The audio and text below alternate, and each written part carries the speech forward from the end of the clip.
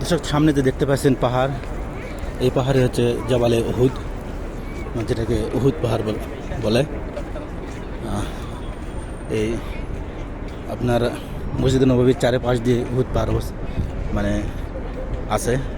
এখানে কোনো মানুষকে উঠতে দেয় না, কুমোর পাহাড়টা ঘিরে আর ওঠা সম্ভব না। ও বহুত বড় পাহাড়, উহুদ পাহাড়। এখানে ইহুদিদের পাহাড়, এই পাহাড়ে ইহুদিদের সঙ্গে যুদ্ধ হয়েছিল এবং সেই শহীদরাই এখন আমির হামজা সহ 40 জন শহীদ হয় এই উহুদের যুদ্ধে। সেটা হচ্ছে মসজিদুল রুমা। সেখানে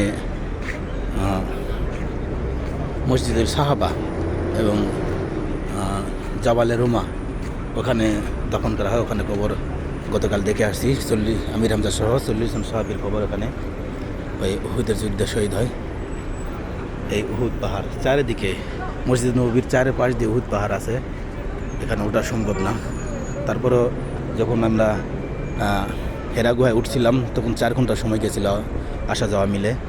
শরীরটা অনেক হয়ে গেছিলো, হাত পা এমনভাবে ব্যথা করে, বসলে ওঠা যায় না, উঠলে বসা যায় না, এমন অবস্থা। কারণ এভাবে আমাদের মতো এভাবে সময় আমরা অনেকেই করে না, ঠিক আছে। কারণ 5 দিনের সময় সব জায়গায় আমরা সময় পাইছি, 3 দিনে হলে সময় পাওয়া যায় না, শুধু চোখে দেখা হয় 5 দিনের সময়। এই জন্য আমরা ট্যাক্সি নিয়ে নিজে আমরা ঘুরছি, কিন্তু কোম্পানি গাড়ি কিন্তু ঘুরাই না, ঠিক আছে। কোম্পানি গাড়ি শুধু জায়গায় রেখে দেয়, হোটেলে রেখে দেয়। আপনারা ঘুরলে করেন, না ঘুরলে মসজিদে হারাম আর মসজিদে নববীরা দেখে চলে আসবেন। এই তবে আমরা সময় পাওয়ার জন্য ট্যাক্সি নিয়ে সব ঘুরছি ইনশাল্লাহ। মক্কাতে সব ঘোরা হয়েছে। মদিনাতে এসে শুধু মসজিদে নববী দেখলাম, আর পাশে আপনার জান্নাতুল বাকি দেখলাম, আর হচ্ছে জাবালে উহুদের পাহাড় দেখলাম।